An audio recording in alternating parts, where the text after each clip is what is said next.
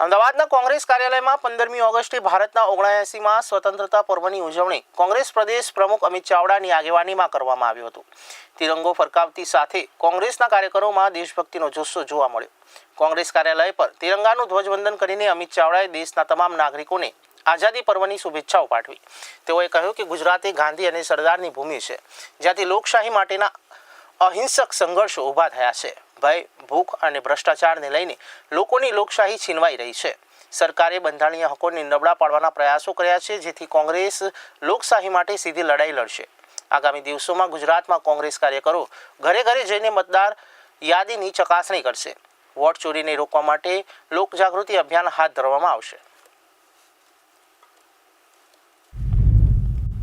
તમામ પ્રકારની આઝાદી મળી છે। એ આઝાદી આજે જે રીતે દિવસે દિવસે શાસકો દ્વારા નીતિ નિયત અને કાયદાઓથી છીનવવાનો પ્રયત્ન થઈ રહ્યો છે, એની સામે લડવા માટે આજે કોંગ્રેસના સૌ કાર્યકરો સંકલ્પબદ્ધ બન્યા છે। ગુજરાતમાં આપણે કુપોષણથી નવી પેઢીને આઝાદી અપાવવાની છે। ગુજરાતના યુવાનો જો બેરોજગારીનો સામનો કરી રહ્યા છે, એ બેરોજગારીમાંથી આઝાદી અપાવવાની છે। ગુજરાતીઓને ભ્રષ્ટાચારમાંથી આઝાદી અપાવવાની છે। જે અધિકારી રાજ ચાલે છે એમાંથી આઝાદી અપાવવાની છે। જે ભય, ભૂખ અને ભ્રષ્ટાચાર વધ્યો છે એમાંથી લોકોને આઝાદી અપાવવાની છે।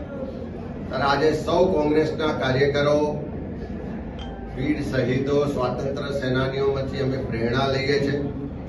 આ ભૂમિ પરથી જે રીતે અંગ્રેજો સામે અવાજ ઉઠ્યો હતો, અંગ્રેજો સામે સ્વતંત્રતાની લડાઈનું નેતૃત્વ થયું હતું, એ જ રીતે આજના સમયના પરિપ્રેક્ષમાં ગુજરાતીઓ માટે જે પણ અડચણો છે, જે પણ પ્રશ્નો છે, એની સામે પણ આવનારા સમયમાં લોકોની વચ્ચે જઈને એક અવાજ બુલંદ કરીશું।